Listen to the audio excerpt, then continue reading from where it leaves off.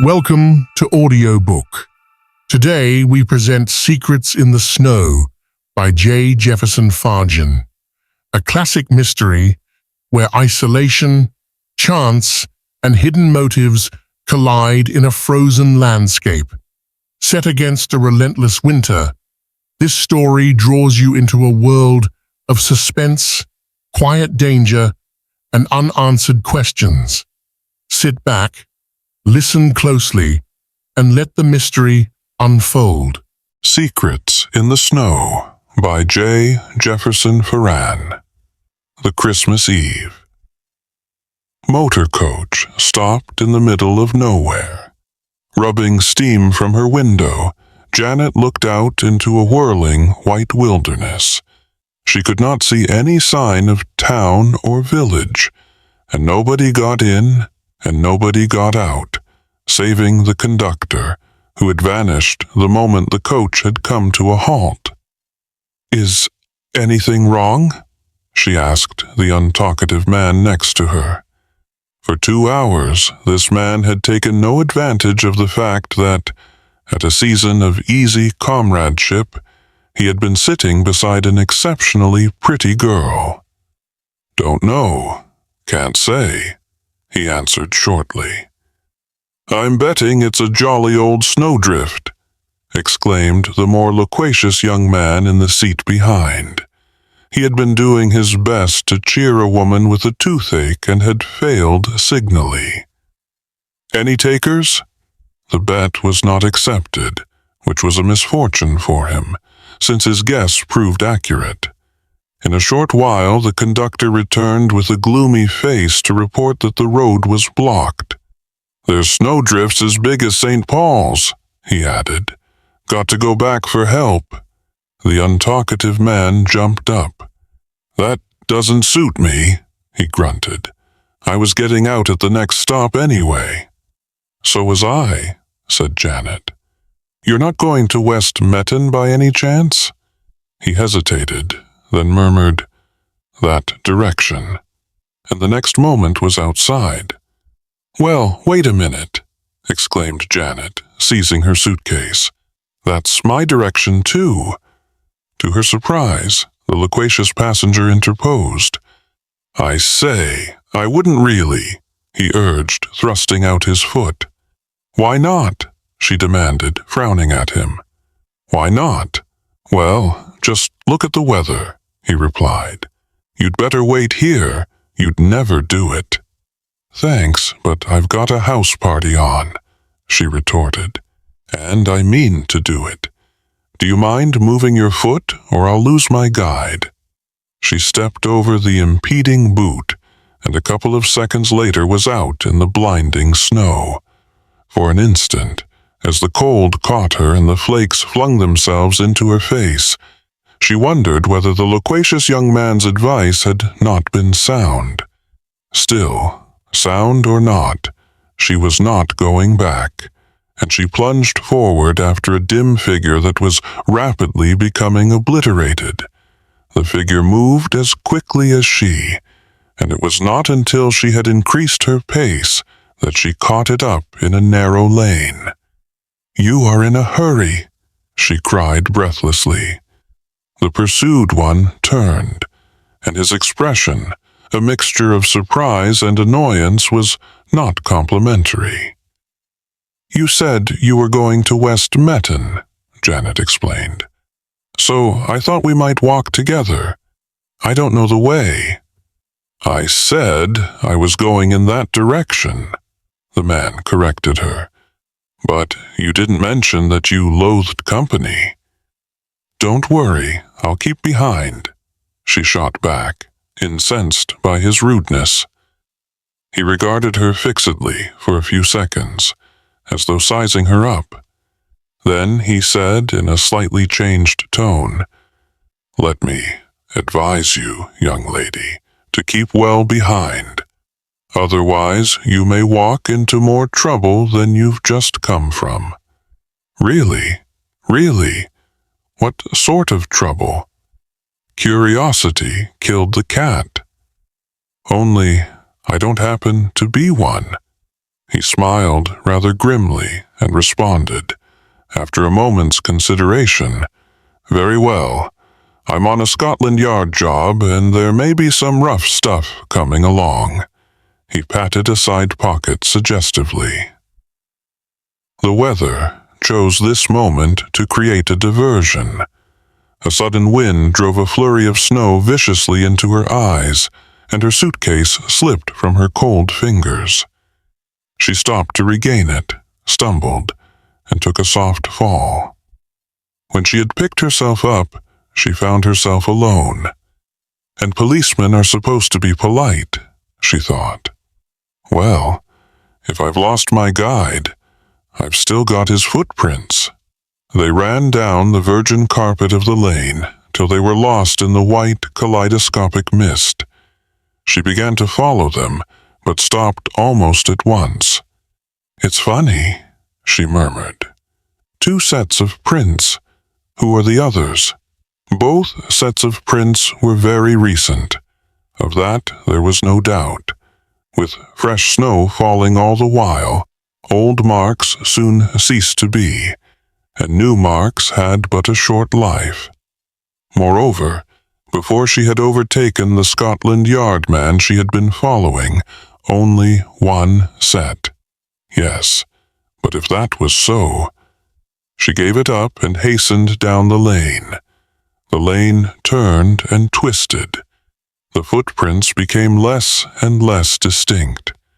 That meant that those ahead of her were outpacing her, and that the length of time between the reaching and the making of the marks was increasing. They must be in a hurry, she reflected, as she accelerated. Presently, near a snow-covered barn, one set faded out completely. She had met nobody, and there were no signposts, so all she could do was to follow the remaining set and hope heaven would be kind to her. The joy of Christmas was fast oozing away. She was wet and shivery already. She regretted that she had not taken the advice of the idiotic young man. Yes, he had been idiotic. The scraps of conversation she had overheard behind her in the coach had, in Shakespearean terms, written him down an ass. Yet, as he had tried to dissuade her and had impudently stuck out his boot, there had been something not unpleasant in his ingenuous blue eyes. Perhaps, if a man were born a fool, he could not help it. She found herself walking mechanically. She had a sensation that if she stopped, she would stop for good. She was growing colder and colder. Her feet had become two lumps of squelching numbness, and tiny streams of chilly moisture were running down her neck. Then the worst happened. The last footprints faded out, and she reached a fork where the lane divided into two. Now, what? She asked herself. She tossed up in her mind, heads right. Tails left the imaginary coin, came down. Heads, and she took the right hand.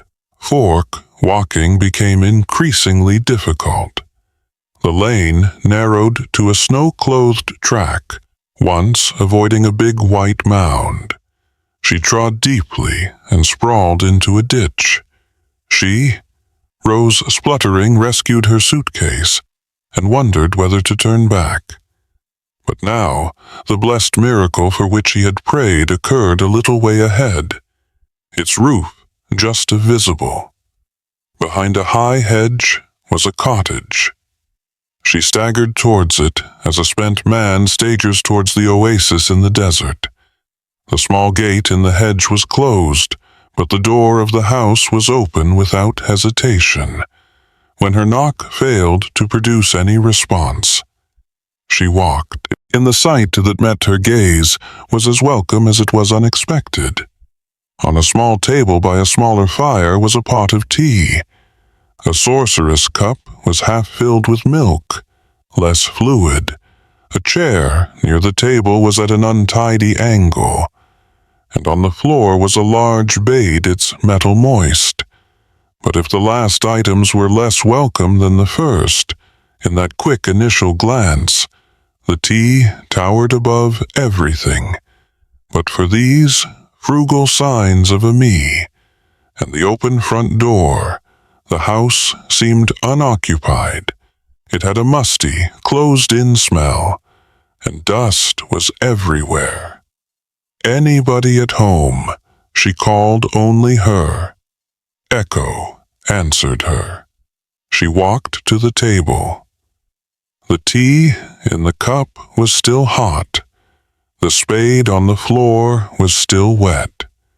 She glanced towards a door. At the back of the room was a jar, about to call again. She paused. Her ears, grown acute through tension, had caught a sound on the other side of the door. At first, she could not decipher it. Then, as it was repeated with a sort of jerky regularity, she guessed what it was. It resembled the breathing of a short-winded ghost, but she did not believe in ghosts. "Are you coming in, or shall I come out?" she asked, adopting bold tactics. In a moment or two, the door moved and a head peered in cautiously. It was not a prepossessing head. Small, pale, with straw-colored hair, a flat nose and eyes that did not agree. It came around the door like a bad joke. For a few seconds, beauty and ugliness stared at each other, and then the heads inquired in a husky voice, "Who are you? My name won't interest you," answered Janet. "But my condition. May, if you've a heart, I'm cold and peeping, and I've lost my way." "Have you blinked the head? Yes, I've got art, but it ain't as strong. You gave me a proper scare. I'm sorry. May I know who you are?" "Me? Oh, caretaker." Now he entered completely from the look of his shabby suit. He did not earn a high salary for his job. I was just having a cup of tea. His eyes fixed themselves on the spade after doing a bit of snow shoveling. "Mike shot? See? I dropped the spade when I heard you coming. Did you think I was a ghost?" He smiled queerly. He was a horrid little fellow, but Janet found herself feeling rather sorry for him. "That's right, miss, being alone in an empty ass gives you the creeps. Especially at Christmas, that's right, ain't it?" He looked at her earnestly. "This ass is AED. I wouldn't recommend nobody to stay here at the present moment. I'm not in a mood to be particular," she pointed out. "Oh, see, where you trying to get to?" West Mertin never heard of it. He saw the astonishment in her eyes and added hastily, "See, I only been caretaker here a couple of days. You better ask someone else." "Thank you. Who?" He scratched his head. "Listen," she went on to her unsatisfactory host. "I don't want to trouble you, but I'm really in a frightful mess. If I can sit by your fire and dry myself for 10 minutes, and if you could let me have just one cup of tea from that pot, I'll give you a jolly good Christmas present." She produced from her sopping bag a dry 10-shilling note, and the caretaker's eyes gleamed. "And if you could add a towel," she said with sudden inspiration, "and could give me those 10 minutes to myself, I might turn this note into £1. 1! Oh, it's a go!" exclaimed the caretaker, and dived back into the kitchen. In a few moments he reappeared with an empty cup and a roller towel. "I found this hanging up. I hope it'll do," he said hoarsely. "The cup's clean and near." "Any chance of a drop of milk?" she asked. He shook his head. "Sugar." "Sorry, miss. See? I ain't started ordering things proper yet," he explained. And the bloke, "What engaged me didn't leave no stores, only the tea. But there's plenty of that in the pot, so out yourself, miss, and you can have half an hour if you like, while I goes on with me digging." He seized the spade and ran out of the room again. She heard his hurried footsteps fading away across a floor. She gazed after him with a little frown, trying to quell disturbing thoughts. Of course, it hasn't really been shopping weather lately, she reflected. But if you've been here for 2 days, Mr. Caretaker, have you been living entirely on teas? And whose ghost did you expect to walk in on you? Well, these things were nothing to do with her. Her own concern was to make good use of this half hour, and she proceeded to do so very thoroughly. Her first action was to lock the doors of the parlor to ensure privacy. Then she drew a blue check curtain across the window. The pale, subdued light gave her a comforting sense of peace, and the little fire coming into its own added to her pleasure. Secure against interruption, she took off her wet coat and slipped out of her dress, almost purring with pleasure, as the warmth of the fire caressed her bare arms. This is the moment for that tea. She thought she filled the empty cup, then sipped gingerly, minus milk. The tea was still too hot to go somewhere outside. She believed she heard the sound of shoveling, but she could not be sure. Where was he, at the back or front drawn? By idle curiosity, she began to move towards the window, but retreated quickly as her shadow fell upon the blue check curtain. She heard soft steps outside. He was in the front. "Well, I hope he's enjoying himself," she murmured. "It isn't my idea of fun," in her retreat. She had nearly stumbled over her suitcase on the floor, and the incident gave her a new idea, or elaborated a previous one. She opened the case, and after removing a top layer of gifts destined for Sunry folk at West Malone, if she ever reached them, she unpacked a complete change of lingerie. Then she stripped life, growing better and better, as she shared each damp garment. Naked, she laughed. The outrageous absurdity of her position swept over her, and she wondered what the absent house owner would have thought had he known of the use that was being made of his peror. Would he have been amused or indignant, pleased or annoyed? Well, he would never know. So why worry? She laughed again, then suddenly stood rigid. A sound she could not or would not interpret had broken. The velvet silence outside and frozen her laughter. She remained motionless, waiting for its repetition, when it was not repeated, and the only sound she could hear was the beating of her heart. She began diving into her clothes with desperate speed, striving to comfort herself as she dressed. Of course it wasn't. She thought it was an owl hooting, or some animal or other, or, yes, the whistle of a distant chain. That silly idiot talking about his precious ghost. He's given me the gym jams redressed.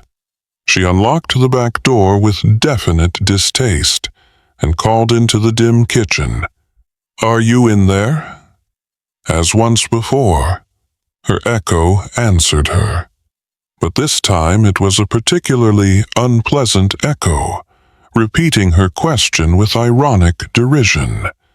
Then she unlocked the front door and looked out into the gloaming dusk had come abruptly. It was a dusk choked with thick flakes. For a short space, she could see nothing but the snow falling as relentlessly as ever, and drowning the world beneath its dull white monotone. But presently, as she stared, shapes and outlines grew, and she made out the laden trees, the muffled bushes, and the boundary hedge. What she did not see was the little flat-noosed, pale-faced caretaker. Her mind, Fred Nervy, swinging inconsistently from one decision to another. I must find him. It ran, then recanted. Why should I find him? I can just go. I expect I'll come across somebody somewhere who'll direct me. And of course it was an owl. No, Janet, you don't think that. Stop playing tricks with yourself. You know, you can't go yet. Why, you haven't even paid him. I could leave the note on the table, couldn't I? Yes, why not? You know very well. Why not? She had just decided to brave the elements, this time not on her own behalf, when a figure came round the angle of the wall. At first, she thought it was the caretaker, and she breathed a sigh of relief. But then she realized that even the illusions of the snow could not have increased him to this size, and as the newcomer stopped abruptly and stared at her, she stared back in equal astonishment. It was the Scotland Yard detective. "Get back," he ordered sharply to ensure her obedience. He advanced and thrust her back unceremoniously into the room. Then he entered after her, glanced quickly around and closed the door behind him. "How did you get here?" he demanded, her NSE nerves on edge. She was not in a mood for cross-examination, and she retorted, "How did you? You seem to be a very disobedient young lady." He frowned. "I think I advised you not to follow me, since I seem to have got here first," she returned. "I suppose you're quite sure you haven't followed me. And what right have you to call me disobedient? I'm not under your orders," he apologized impatiently. "Forgive me, but you'll recall I told you I was on a job, and perhaps if you're more polite I can help you with the job. I beg your pardon, you heard me. Let's start fresh. A few minutes ago, somebody gave a cry out there." "Are you sure?" he asked, sufficiently. "Didn't you hear it? We'll have your story first, if you don't mind. When did you hear the cry? 4 or 5 minutes ago? I can't say exactly. But you didn't go out." She flushed slightly as she recalled the reason, but she did not give the reason. She answered simply, "No." "Are you alone in here?" "Don't you think," she suggested, "it would be quicker if I told you my story in my own words? Unless it would be an even better idea to go out first and look for the trouble. There was a caretaker here when I arrived. He went out while I was trying to get dry. He hasn't come back." The detective hesitated, then nodded. "You're right. Will you wait here? If you don't want me to come with you, it wouldn't help, and there's no need to put you into unnecessary danger. Where did the cry seem to come from? Which direction?" "The back. Thank you, stay in this parlor. Don't move out of it," he added with a faint smile. "You don't mind being obedient this time?" "I don't mind being sensible," she replied. "I don't call that obedience." He turned to the door but paused with his hand on the knob for a couple of hours. "You and I sat side by side without saying a word," he remarked. "Since then, we've got to know each other quite well." Then he left her. She returned to the fire and finished her tea, but the comfort had gone out of it, and she found herself starting at shadows and eyeing the doors apprehensively. It would have helped if the detective had a more appealing personality. She wanted the fiction brand. Apparently, there was nothing appealing in the real thing. Romance, sentiment, even common politeness were lacking. She almost preferred the quaint little horror who had gone out into the snow with his spade and not come back again. The minutes, dragged by a grandfather clock on the wall, should have ticked them away. But it had stopped like everything else. But the snow. She had stopped herself. She ought to be traveling to West Melian, or moving about the gay and bustling house there, unpacking, chatting, laughing, or drinking tea with milk and sugar in it out of a delicate, expensive gut. Instead, she glanced around the musty, dusty parlor, now transferred from a sanctuary to a sort of prison. "I've had enough of this," she exclaimed, jumping up. "Suddenly, I'm going to have a look for myself." The front door opened and the detective returned. "Turned still here," he observed superfluously. "Just," she answered. "Did you find anything?" He shook his head. Then, "What's your solution?" she asked. "Quite a simple one." "I imagine," he said. "Let me have the rest of your story." She gave it to him briefly. He listened without interruption. When she had finished, she recalled one point she had forgotten to mention. "This just one more thing, Sheed. If it's important, you remember. You left me rather hurriedly after I'd carted you up from the motor coach." "I recall it," he admitted. "After you left me, I found 2 sets of footprints. I'm practically sure that before then there had only been one head your own. What about yours, excluding mine?"